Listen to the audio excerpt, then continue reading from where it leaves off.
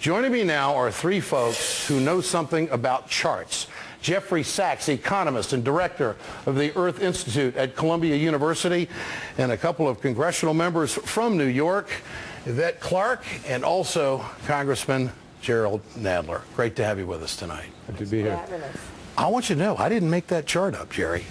I didn't make that chart up. What do you think of that chart? Well, we've seen that chart before. It's actually completely true.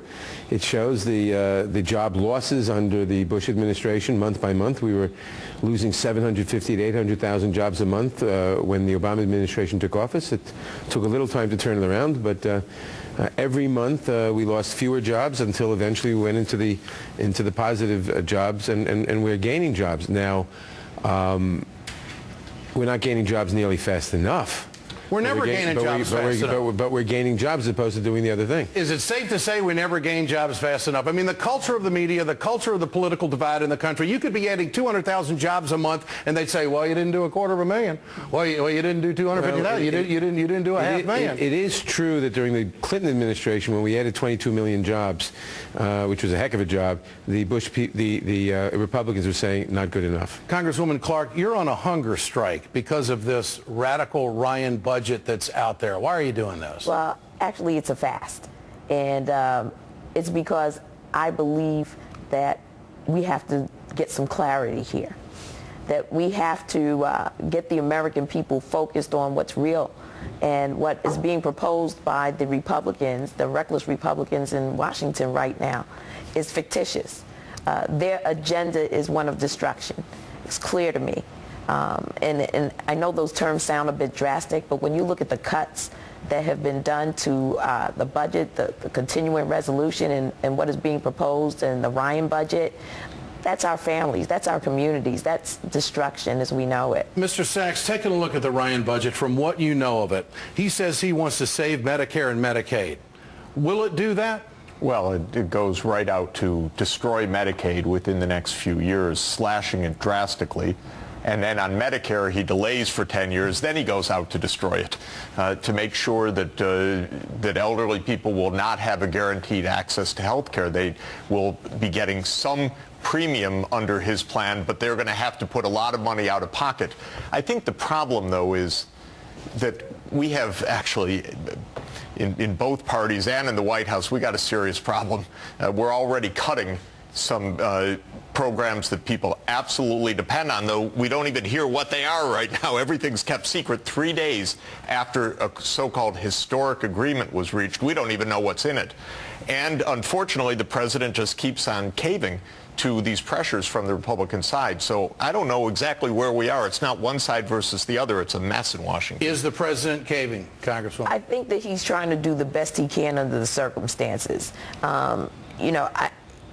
The pressure has to come, I believe, from the American people who recognize just how critical it is for us to keep our social compact. Well, the American people are saying shared sacrifice. There's no shared sacrifice in what Ryan is doing. And Congressman, the president is now, the word is he's going to put some tax increases on the table with his budget. I think it's long overdue. I don't think the Bush tax cut should have been extended. They haven't created any jobs. The basic problem right now is that the Republicans keep saying their mantra is the country is broke, we have to cut services, we have to cut Medicare, we have to eliminate Medicare for all practical purposes, we have to cut Medicaid, cut everything. We don't hear anybody saying, and the president has not been saying what he should have been saying, which is the country is not broke.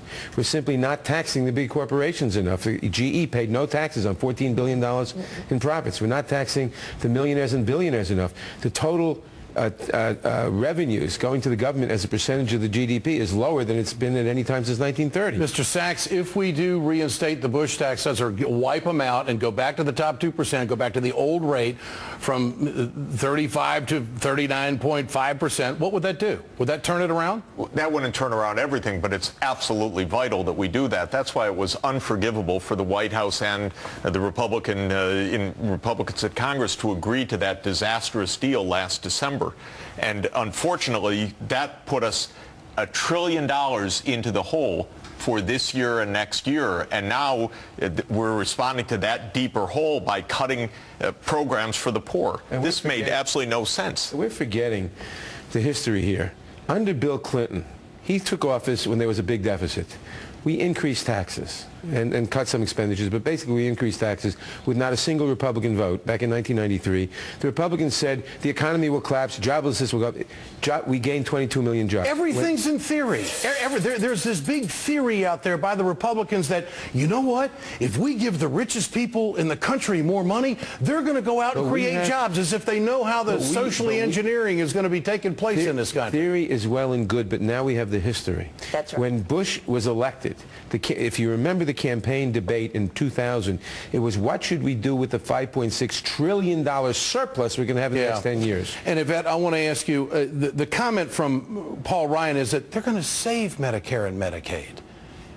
Well, your response to that? They're obliterating it. Clearly, they're going after it. They want to privatize healthcare in America. Exactly. That has been their ongoing mission, is to privatize. And they want to make sure that our grandparents are the ones who suffer the consequences. So it sounds to me like they want to put the government or the private insurance company in between the doctor and the patient for the elderly people.